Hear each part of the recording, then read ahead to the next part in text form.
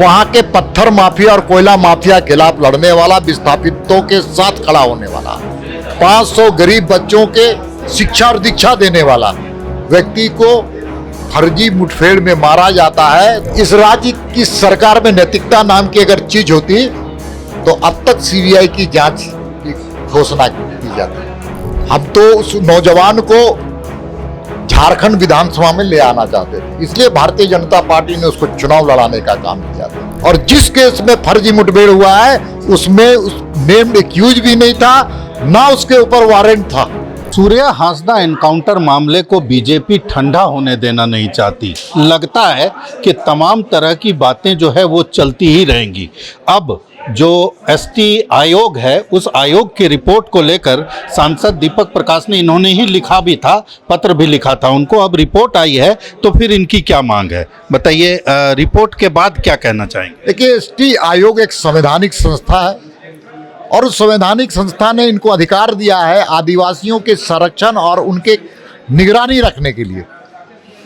और इसी संदर्भ में जो झारखंड का एक युवा आदिवासी मुखर वक्ता और हर आदिवासी युवाओं के दिल में बसने वाला, वहाँ के पत्थर माफिया और कोयला माफिया के खिलाफ लड़ने वाला, विस्थापितों के साथ खड़ा होने वाला, 500 गरीब बच्चों के शिक्षा और दीक्षा देने वाला व्यक्ति को फर्जी मुठभेड़ में मारा जाता है तो अनुसूचित जनजाति आयोग जाकर के वहाँ स्थितियों को आकलन करती है और निर्णय में ये पहुँचती है, सुझाव देती है कि पूरे प्रकरण की जांच सीबीआई से हो। इसी बात का आज मैंने उल्लेख किया है।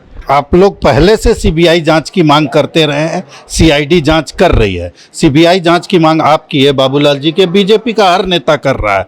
तो ऐसे हालात में आपने कहा कि संवैधानिक संस्था है, नैतिक दायित्व तो है राज्य सरकार का, नैतिकता लगता है राज्य सरकार पूरा करेगी? देखिए, इस राज्य की सरकार में नैतिकता नाम की अगर चीज होती तो अब तक सीबीआई की जांच की घोषणा की जाती। दूसरी बात है, जो सीआईडी जांच की इन्होंने घोषणा किया है उसमें जो संबंधित पदाधिकारी हैं, चाहे वो इंस्पेक्टर हो, डीएसपी हो, एसपी हो, एसआईटी का जो प्रमुख है, आज भी वहाँ जमा हुआ है और वहाँ के साक्ष्य को मिटा रहा है और वहाँ पर लोगों को धमका रहा है। तो इस बात का प्रतीत है कि राज्य की सरकार की ना नीति ठीक है ना नीयत ठीक है। एक सवाल जो झारखंड मुक्ति मोर्चा पूछता है, जो पहले भी मैंने पूछा आपसे, कि आप ही लोगों के समय में ज़्यादातर मामले सूर्या हांसदा पर मामले दर्ज हुए थे, तो शरीफ आदमी पर आप लोग मामला दर्ज करते थे।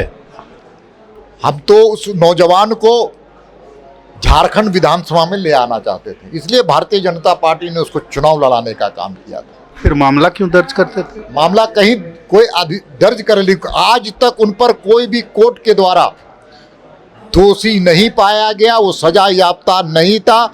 और जिस केस में फर्जी मुठभेड़ हुआ है उसमें नेम्ड एक्यूज भी नहीं था, ना उसके ऊपर वारंट था।